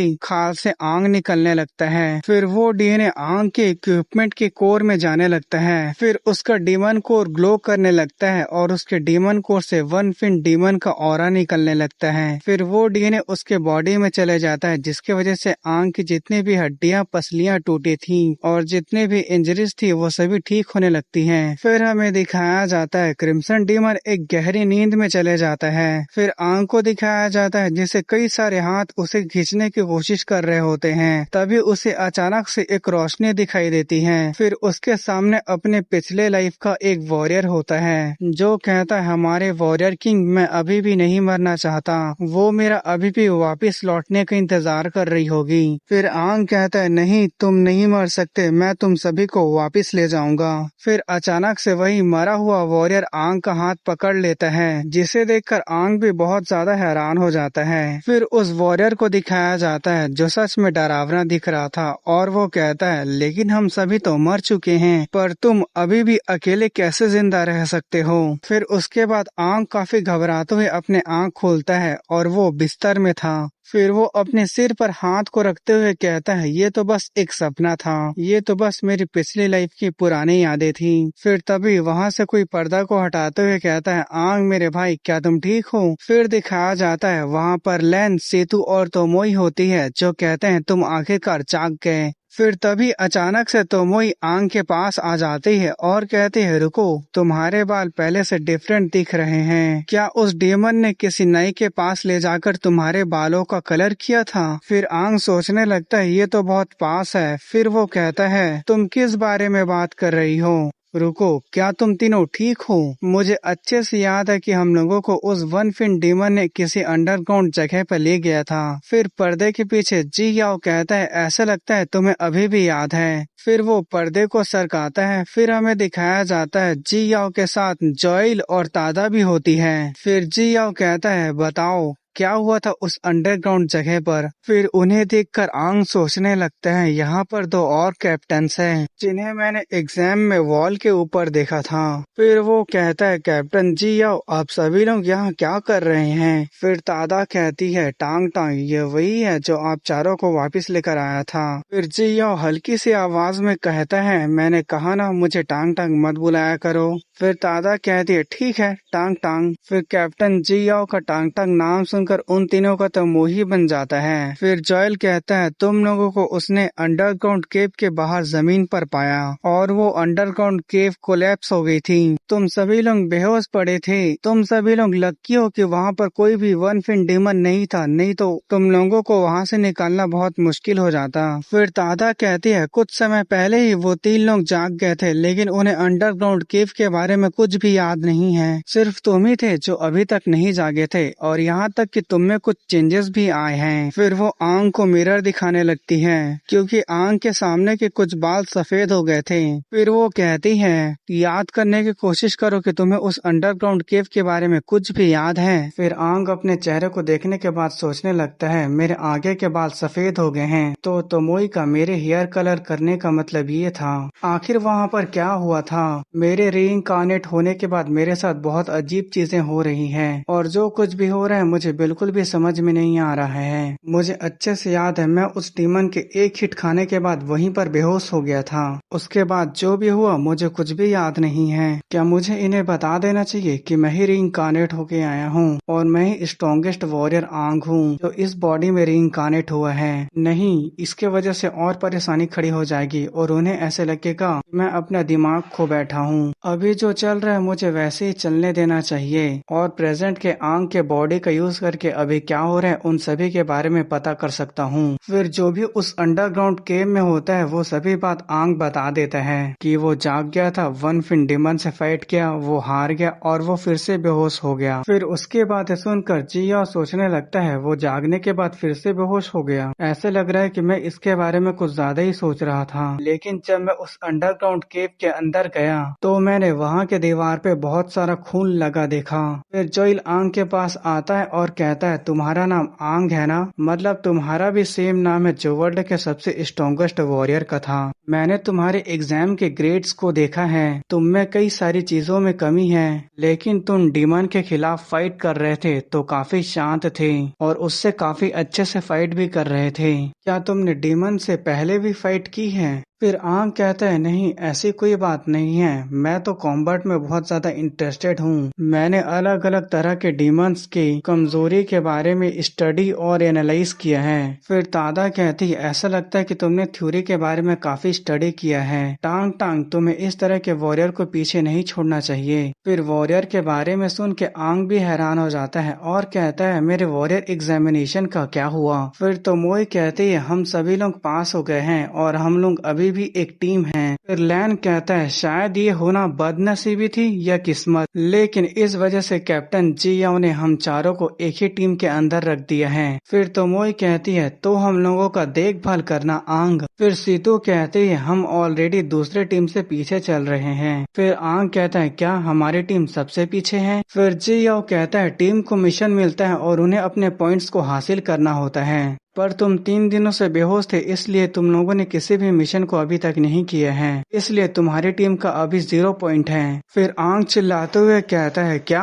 मैं 3 दिनों से बेहोश था? फिर उसके बाद हमें सीतू को दिखाया जाता है, फिर लैन, फिर तोमोई और उसके बाद हमें आंग को दिखाया जाता है और ये लोग बन ठन के तैयार हो जाते हैं। जब वो लोग टाउन में निकलते हैं तो वहाँ के लोग उन्हें देखकर ये कैप्टन जियाओ की नई टीम है, ये लोग गैंग वॉरियर है, ऐसे ही वगैरह वगैरह बोल के उनकी तारीफ कर रहे होते हैं। फिर थोड़ी देर बाद दिखाया जाता है कैप्टन जियाओ कहता है मैं तुम लोगों को ये बात फिर से एक्सप्लेन कर देता हूँ। सबसे पहले तुम सभी को कॉन्ग्रेचुलेशन, तुम लोग अब से एक ऑफिशियली वॉरियर बन चुके हो और साथ ही वन फिन डेमन के सामना करने के बावजूद भी तुम लोग सरवाइव करने में कामयाब रहे और इसके लिए मैं फिर से तुम सभी को कॉन्ग्रेचुलेशन कहता हूँ। जैसे कि बताया गया था कि तुम चारों अब एक स्क्वाड में हो और तुम्हारी टीम को मैं लीड करूंगा। इसका मतलब ये है कि मैं तुम्हारे टीम का कैप्टन हूँ तो तुम्हारी टीम के लिए मैं रिस्पॉन्सिबल होऊंगा। यहाँ पर तुम्हारे अलावा टोटल और 9 टीम है जो मेरे अंडर आती है जिन्हें मैं लीड करता हूँ। मैं उम्मीद करता हूँ कि तुम उनके बीच खड़े हो सकते हो। फिर आंग कहता है आपके कहने का क्या मतलब है, और वो मन ही मन सोचने लगता है पहले के रूल के कंपेयर में अभी का रूल ज्यादा ही हार्ड है। पहले जब हम वॉरियर बन जाते थे तो हमें बैटल फील्ड में भेज दिया जाता था और हम अपने वॉरियर की पहचान बनाने के लिए वहाँ पर डीमंस को मारते थे। फिर लैन कहता है आंग क्या तुमने सच में स्क्वाड लीडर बोर्ड के बारे में कभी नहीं सुना? फिर आंग कहता है क्या स्क्वाड लीडर बोर्ड? फिर लैन कहता है लगता है तुम अभी नए हो इसलिए तुम्हें इसके बारे में कुछ भी नहीं पता। अभी के टाइम हम स्क्वाड लीडर बोर्ड के रैंकिंग में सबसे लो रैंक पर हैं और उनकी बातें सुनकर सीतू मन ही मन गुस्सा भी होने लगती है। फिर जियाओ कहता है उनके बीच खड़े हो सकते हो का मतलब ये था स्क्वाड लीडर बोर्ड में रैंकिंग करना। सभी कैप्टन को स्मॉल टीम्स दिए जाते हैं। स्क्वाड लीडर बोर्ड के द्वारा उनके बीच कंपटीशन कराया जाता है और उन्हें रैंक दिया जाता है जिसके वजह से वो अपने आप को और ज्यादा इम्प्रूव कर सकते हैं। अभी के समय मेरे अंदर टोटल 9 टीम आते हैं, इसका मतलब तुम लोग को 8 और टीम के खिलाफ कंपटीशन करना होगा।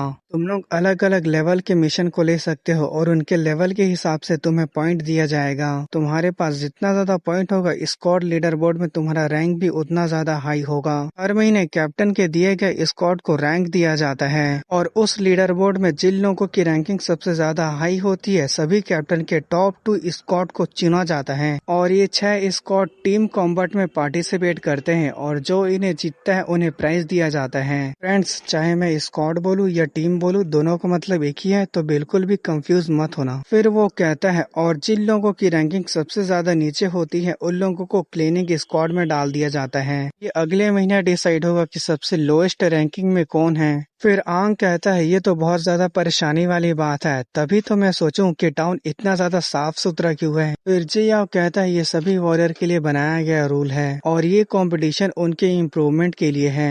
डीमंस इवॉल्व हो रहे हैं इसलिए हम एक वॉरियर के तौर पे ऐसे ही आराम नहीं कर सकते।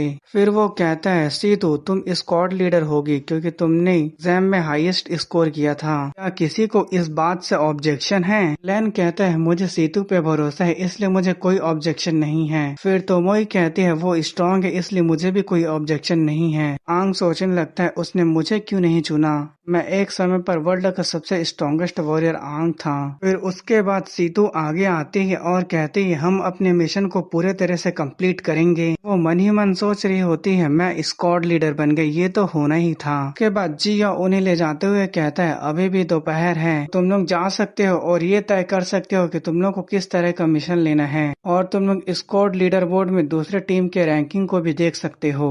और इसके अलावा तुम्हें अपनी नैनोविंग बैटल सूट को अच्छे से यूज करने की जरूरत है। अगर तुम्हें कोई भी प्रॉब्लम है तो उसके बारे में तुम मुझसे पूछ सकते हो। फिर जियाओ कहता है तो ठीक है मैं अब चलता हूँ और वो वहाँ से जाने लगता है। फिर सीतू वहाँ से जाते हुए कहती है चलो हमें मिशन बोर्ड पे देखना चाहिए कि हमारे लिए क्या मिशन है। वैसे भी हम दूसरों से 3 दिन पीछे चल रहे हैं इसलिए हमें हार्ड वर्क करना होगा ताकि हम उनके बराबर आ सके। फिर तोमोई चिल्लाते हुए कहती है रुको, इन सबसे भी ज्यादा कुछ इम्पोर्टेंट है जो हमें अभी करना चाहिए। फिर सीतू कहती है और वो क्या है? वो मन ही मन रोते हुए सोचने लगती है मैंने स्क्वाड लीडर बनते ही गलती कर दी और वो अपने आप को दोष दे रही होती है। फिर तोमोई कहती है अब हम एक ऑफिशियली टीम बन गए तो हमें सबसे पहले अपना फोटो क्लिक करना चाहिए और तोमोई सीतू को चमकते हुए आंखों से देखने लगती है। फिर आंग कहता है एक ग्रुप पिक्चर। फिर वो स्माइल करते हुए कहता है ये उतना भी बुरा आइडिया नहीं है। फिर वो लोग एक ग्रुप पिक्चर क्लिक कर लेते हैं जहाँ सीतू को छोड़ के तीनों खुश होते हैं क्योंकि सीतू का तो पोपट बन गया होता है।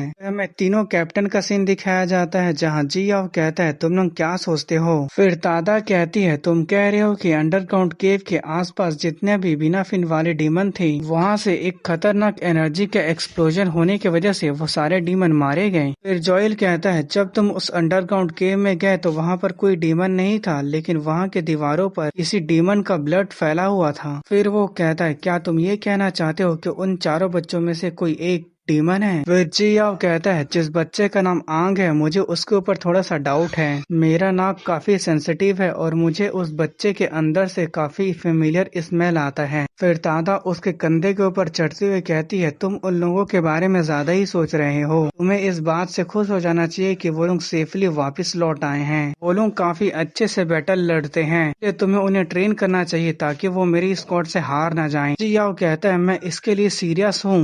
अपने सिगरेट को फूंकते हुए कहता है तुम जैसे उसे ऑब्जर्व कर रहे हो वैसे उसे करते रहो, अगर तुम्हें कुछ भी अजीब लगता है तो तुम हमें उसके बारे में बताना। फिर उसके बाद हमें सिटी सेंटर के मिशन बोर्ड का सीन दिखाया जाता है जहां आंग मिशन बोर्ड को देखते हुए कहता है यहाँ पर ए लेवल का मिशन है और हमें हर एक ए लेवल के मिशन को कंप्लीट करने पर 10 पॉइंट मिलेगा। फिर लैन कहता है लगता है तुम्हें इसके बारे में नहीं पता, ए लेवल का मिशन सबसे ज्यादा हाई लेवल का मिशन होता है। फिर तोमोई कहती है ए लेवल के मिशन को कंप्लीट करने के लिए 10 पॉइंट इसलिए है क्योंकि ये तीनों में सबसे ज्यादा हार्ड है और उनसे अलग सेतु मिशन बोर्ड को देख रही होती है। फिर लैन कहता है अगर कंपेयर किया जाए तो बी लेवल के लिए 6 पॉइंट और सी लेवल के लिए 3 पॉइंट पर ए लेवल के लिए 10 पॉइंट मिलता है जो काफी ज्यादा है। बी और सी लेवल का मिशन करना आसान होता है लेकिन ए लेवल के मिशन में जान के जोखिम का खतरा होता है। फिर आंग कहता है अच्छा ऐसी बात है, लेकिन सीतू उनके बातों पर ध्यान नहीं देती और वो मिशन बोर्ड के पास जाकर तीनों मिशन को ले लेती है। फिर आंग कहता है तो हमें सभी मिशन को ही ले लेना चाहिए।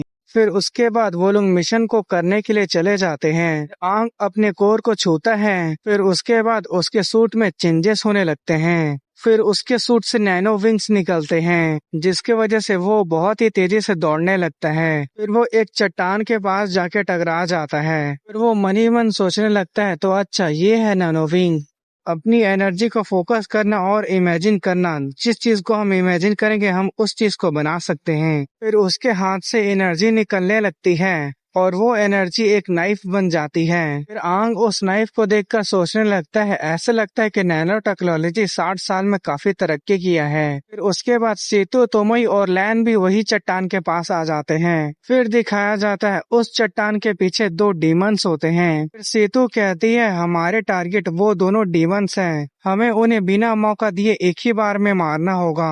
फिर वो चिल्लाते हुए कहती है ठीक है तो सभी लोग प्लान को फॉलो करेंगे।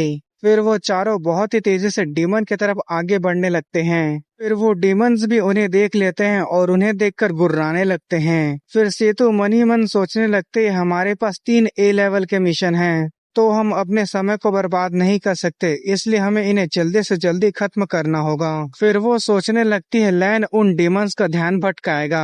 फिर लैन जमीन के ऊपर अपने पैर से एक जोरदार अटैक करता है, जिसकी वजह से वहाँ की जमीन भी शटर हो जाती है और उसके ऊपर एक डीमन अटैक कर देता है। लेकिन उसी शटर हुए जमीन की वजह से डीमन का अटैक वहीं पे रुक जाता है। उनके सामने अचानक जमीन आने की वजह से उन लोगों को कुछ समझ में नहीं आता। फिर सीतू सोचने लगती है जब उन डीमंस का ध्यान लैन के तरफ होगा, फिर आंग और तोमोई मिलकर उन डीमंस के ऊपर अटैक कर देंगे। फिर आंग और तोमोई दोनों ही डीमंस के ऊपर काफी ज्यादा अटैक करके आगे बढ़ जाते हैं। फिर आंग उन डीमंस की तरफ देखने लगता है। हाँ, वो डीमंस इतना ज्यादा अटैक खाने के बाद वो लोग घुटने के बल आ जाते हैं। फिर उनके सामने लैन आ जाता है और अपनी एनर्जी को रिलीज करते हुए कहता है, तुम लोगों को मेरे फिस्ट के स्वाद को चखना चाहिए। और वो दोनों डीमंस के मुंह के नीचे अपने फिस्ट से जबरदस्त अटैक कर देता है, इसके वजह से वो पीछे की तरफ फेंका जाते हैं। तभी सीतू आती है और उनके ऊपर अपने नाइफ से काफी ज्यादा अटैक कर देती है। फिर वो उनके पास जाके खड़े हो जाती है और धीरे धीरे करके उन डीमंस की बॉडी फूलने लगती है और वो वहीं पर ब्लास्ट हो जाते हैं। जैसे कि आपको पता ही है कि ग्रीन कोर हील करता है और सीतू जब किसी के ऊपर जरूरत से ज्यादा ही हील कर देती है तो वो ब्लास्ट हो जाता है। तो सीतू की ग्रीन कोर की एबिलिटी इस तरह से अटैक करने में काम करती है।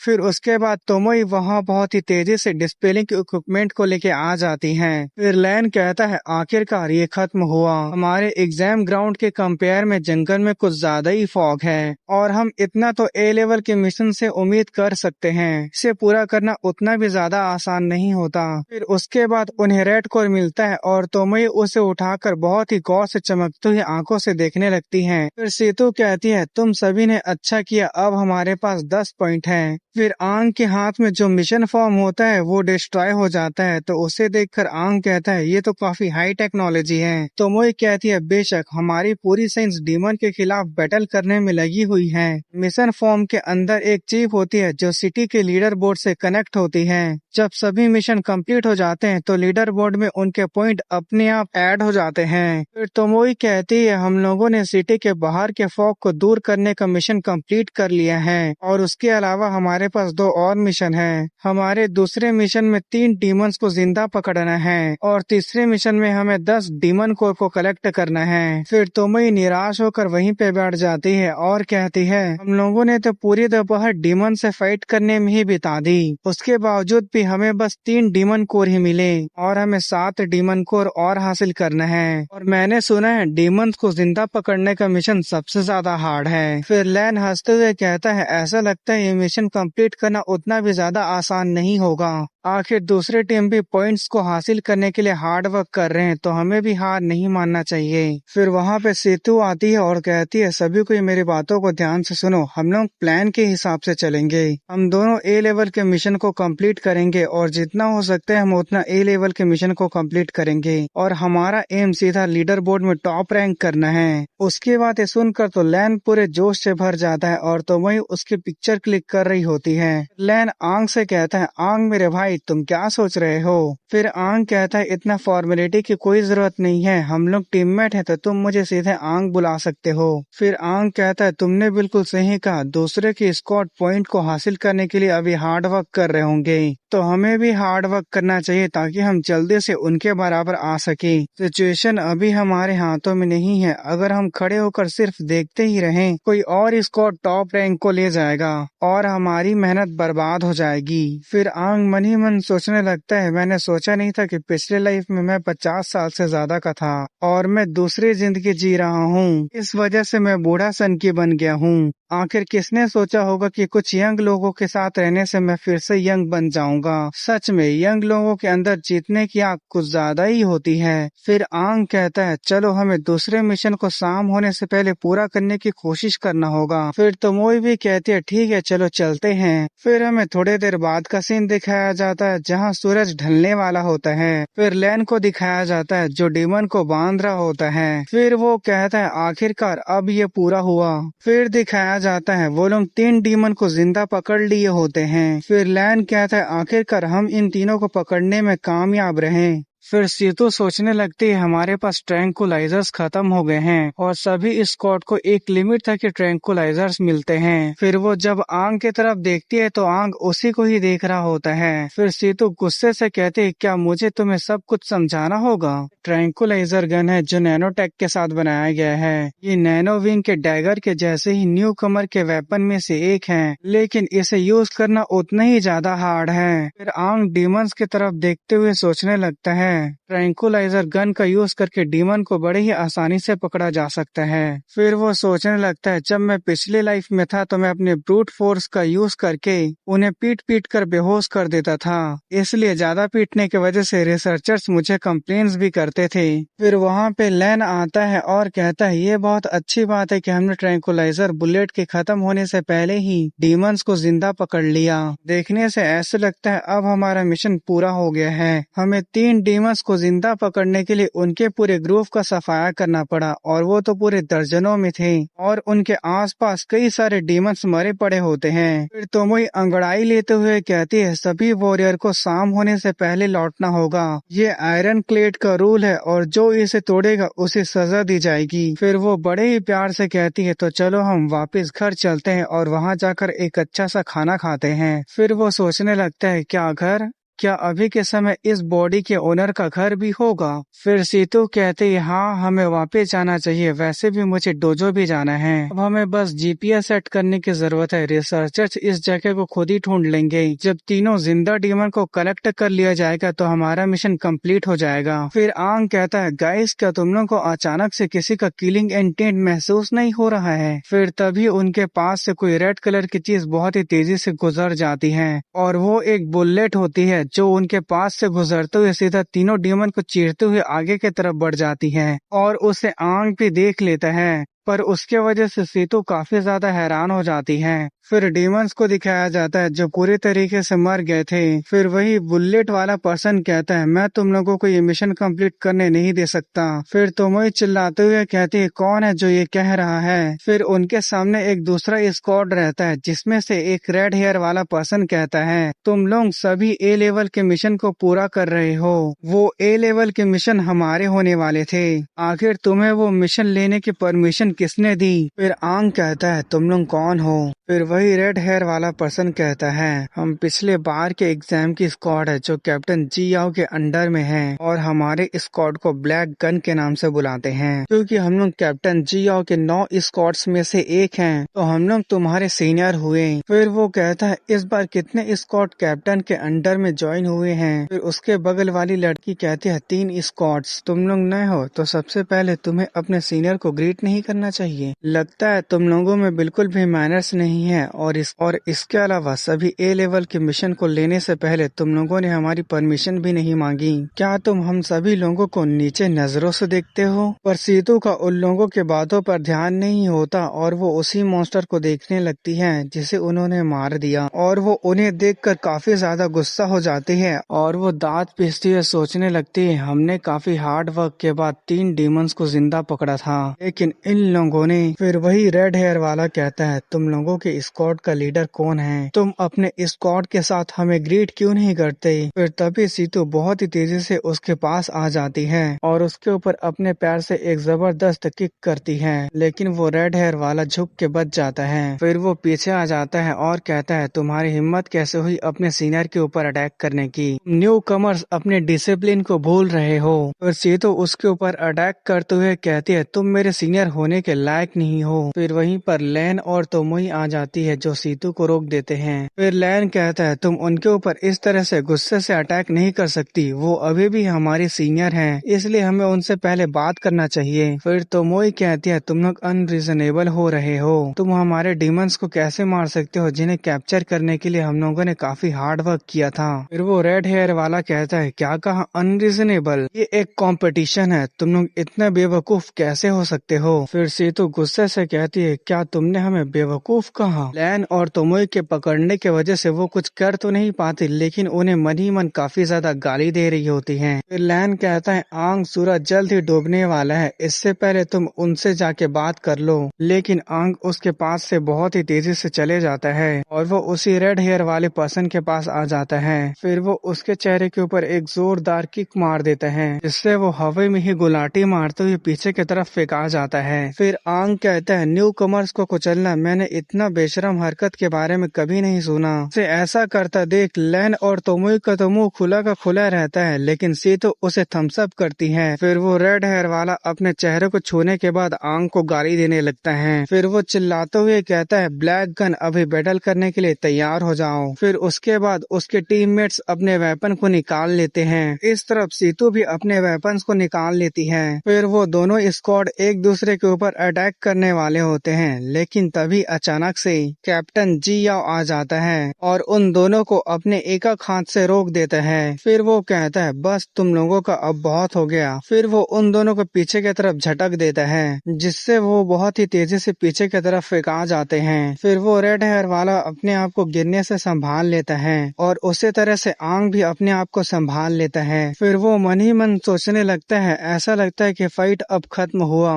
मैं सच में ये देखना चाहता था कि अभी के जनरेशन के वॉरियर कितना ज्यादा स्ट्रॉन्ग है। फिर हमें कैप्टन जी याओ को दिखाया जाता है, जिसके आसपास से काफी ज्यादा रेड एनर्जी रिलीज हो रहा होता है। फिर वो रेड हेयर वाला कहता है, कैप्टन जी याओ। फिर जी याओ भी उसके तरफ देखते हुए कहता है, तुम बेवकूफ लोगों का झुंड, क्या तुम्हें ये दिखाई नहीं दे रहा कि सूरज डूबने वाला है और शाम होने वाला है? क्या तुम लोग डेमंस के हाथों मरना चाहते हो? फिर वही रेड हेयर वाला कहता है, इन लोगों ने हमारे ऊपर पहले अटैक किया, यहाँ तक कि उसने मेरे मास्क पर भी किक किया। फिर सेतु कहते हैं, क्या तुम बच्चे हो? तुम कैप्टन से कैसे बहस कर सकते हो? फिर तोमोई कहती है, मेरे पास इस चीज का सबूत है, क्योंकि मैंने उनका पिक्चर क्लिक किया है। जब हमने डीमंस को पकड़ के रखा था तो उन लोगों ने उन्हें मार दिया। कितना ज्यादा बेशरम है, गलती उनकी खुद है और वो हमारी कंप्लेन कर रहे हैं। और लैन इस बात से हैरान हो जाता है कि उसने पिक्चर कब क्लिक किया। फिर जी याओ कहता है, डीमंस को जिंदा पकड़ना ये एक ए लेवल का मिशन था, क्या तुमने इसे लिया था? फिर सेतु कहती है, मैं रिपोर्ट करती हूँ कि हमने 3 डीमन को जिंदा पकड़ के अपने मिशन को कंप्लीट कर लिया था, लेकिन ब्लैक गन स्क्वाड आके उन तीनों डीमन को मार दिए। याओ अपने आंख बंद करते हुए कहता है, ठीक है, मैं तुम्हारी बातों को समझ गया। फिर वो कहता है, तुम लोगों को लगता है कि अनरीजनेबल है, लेकिन जब ये लोग न्यू कमर थे तो इन लोगों के साथ भी वही हुआ था जो तुम लोग के साथ अभी हुआ है। तुम लोग इस मामले को कैसे सुलझाते हो ये तुम्हारे ऊपर है। सिर्फ एक चीज आखिरी में मायने रखती है, वो है तुम्हारे पॉइंट्स। तुम किसी के भी स्क्वाड के मेंबर को सीधे तौर पे नुकसान नहीं पहुंचा सकते, लेकिन और भी तरीके हैं जिससे तुम उनके साथ कम्पीट कर सकते हो, और ये रूल्स सभी सिटी में अप्लाई होती हैं। वॉरियर के तौर पर जब तुम आगे बढ़ोगे तो तुम्हारे सामने कई सारे चैलेंजेस आएंगे, और उन चैलेंजेस के सामने ये सिर्फ एक मामूली सी फाइट लगेगी। इसलिए मैंने तुम लोगों के बीच के बैटल को रोक दिया, क्योंकि स्क्वाड्स के बीच फाइट करने की परमिशन नहीं है। सूरज डूबने वाला है, इसलिए शाम होने से पहले तुम लोग सिटी में वापस आ जाना। फिर जिया उस रेड हेयर वाले के पास आता है और कहता है, तुम लोगों से न्यू कमर की स्क्वाड ने ए लेवल के मिशन को छीन लिया और तुम्हें मारा भी। मुझे तुम्हारे वजह से शर्म आ रहा है, तो ठीक है, वापस जाओ और इसके बारे में अच्छे से सोचना। फिर वो रेड हेयर वाला भी यस सर बोल के वहाँ से जाने लगता है। फिर वो आंग के पास आके कहता है, अगर तुम में हिम्मत है तो तुम अपना नाम बताओ। फिर आंग कहता है, मेरा नाम आंग है। पहले तो वो उसे सुन के बहुत ज्यादा हैरान हो जाता है, फिर वो फनी तरीके से हंसने लगता है और वो कहता है, क्या तुमने सुना, इसने अपना नाम वॉरियर किंग के नाम पे रखा है। फिर आंग मन ही मन सोचने लगता है, तुम ही पहले थे जिसने मेरा नाम मुझसे पूछा। फिर वो रेड हेयर वाला कहता है, ठीक है आंग, मैं तुमसे वादा करता हूँ कि तुम लोग आसानी से पॉइंट नहीं हासिल कर पाओगे। महीने के खत्म होते ही तुम्हारा स्क्वाड लास्ट रैंक पर होगा। फिर वो अपने मास्क के पास जाके खड़े हो जाता है और कहता है, और तुमने जो मेरे चेहरे पर किक किया उसे वापस भी लौटाना है। वो अपने मास्क को उठा लेता है और अपने चेहरे के ऊपर पहन लेता है। फिर वो कहता है ब्लैक गन स्क्वाड चलो हम यहाँ से चलते हैं, और फिर वो लोग वहाँ से चले जाते हैं। फिर जियाओ कहता है ब्लैक गन स्क्वाड सभी स्क्वाड में से सबसे ज्यादा स्ट्रॉन्गेस्ट नहीं है, लेकिन वो चाल चलने में सबसे ज्यादा तेज है। लोग जरूर तुम्हारे मिशन को बर्बाद करने की कोशिश करेंगे। और उनका टीम लीडर गन का यूज करता है। उसने अपने गन को नहीं निकाला था, इसलिए तुम लोगों को उसके बारे में कुछ भी नहीं पता। मैं इस बात को मानता हूँ कि तुम लोग नए स्क्वाड में से सबसे ज्यादा स्ट्रॉन्गेस्ट हो, लेकिन यहाँ पर कई सारे टैलेंटेड वॉरियर हैं। अगर वो लोग सीरियसली फाइट करते हैं तो इसका रिजल्ट कुछ और ही होता। फिर वो कहता है ठीक है तुम लोग अब सिटी की तरफ वापस चले जाओ। फिर सीतू अपने आंखें बंद करते हुए सोचने लगती है जो भी हो मुझे अब इसके बारे में ज्यादा नहीं सोचना चाहिए। फिर सीतू कहती है तुम बस वहीं पर क्यों खड़े हो, क्या तुम शो ऑफ कर रहे हो? वैसे कुछ भी हो, लेकिन जो तुमने किक मारा था वो काफी कूल था। उसकी बातें सुनकर आंग भी उसके तरफ देखने लगता है, क्योंकि उसे लगा नहीं था कि इतनी एटीट्यूड गर्ल किसी दूसरे की तारीफ भी कर सकती है। उसके बाद लैन कहता है आंग क्या तुम मेरी जगह पर खाना चाहते हो, या तुम्हारे पास कोई दूसरा ही प्लान है? फिर आंग कहता है नहीं, मेरे डिनर का एक अलग प्लान है। और आंग अपने मन ही मन सोच रहा होता है कि आज रात मैं 3 डिमंस को जिंदा पकड़ूंगा और अपने मिशन को कंप्लीट करूंगा।